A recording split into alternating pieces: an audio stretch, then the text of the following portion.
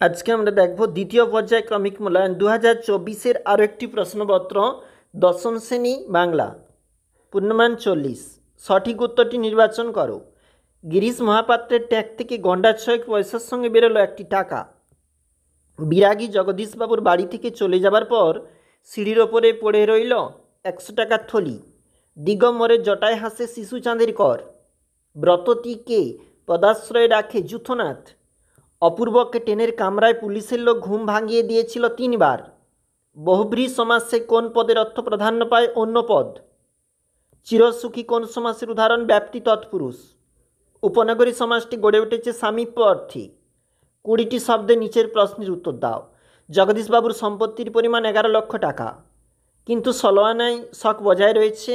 নিমাইবাবু গিরিশ মহাপাত্রের উদ্দেশ্যে এটি বলেছিল। এবার মহানিশার শেষে কোন দৃশ্য দেখা যাবে? আসবে উষা, অরুণ হেসে। বইটি দেখবে। আর পরম সুখ বলতে বুঝিয়েছেন সমগ্র সুখের বাইরে, অর্থাৎ সমগ্র সুখের বন্ধন থেকে মুক্ত হওয়া। নাহি চাহে প্রাণ মম, বক্তার প্রাণ কি চায় না, অর্থাৎ প্রমীলা বারবার এখানে নাহি চাহে প্রাণ মম বলতে এখানে ইন্দ্রজিৎকে যুদ্ধক্ষেত্রে পাঠাতে বারবার মন চায় না রাবণের। বধুরা প্রদীপ তুলে ধর কার উদ্দেশ্যে? নবাগত যে আসছে। দেখে নাও কী কী রয়েছে অংশটাতে। পরের পেজে যাচ্ছি। এটা হচ্ছে আমাদের 2 নাম্বার পেজ।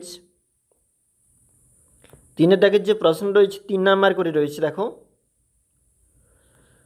4-এর দাগের যে প্রশ্ন রয়েছে এগুলোর মার্ক কিন্তু 3 নাম্বার। 5-এর দাগের প্রশ্নপত্র 25টি শব্দে বলেছে, এখানে কিন্তু 4 নাম্বার করে রয়েছে, অর্থাৎ সিরাজদৌলা থাকতে।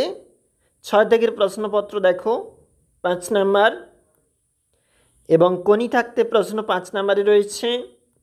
এছাড়াও রয়েছে এখানে 150টি শব্দে যে কোনো একটি প্রশ্নের উত্তর। অবশ্যই প্রতিবেদন রচনা রয়েছে, দুটো দেখবে গুরুত্বপূর্ণ।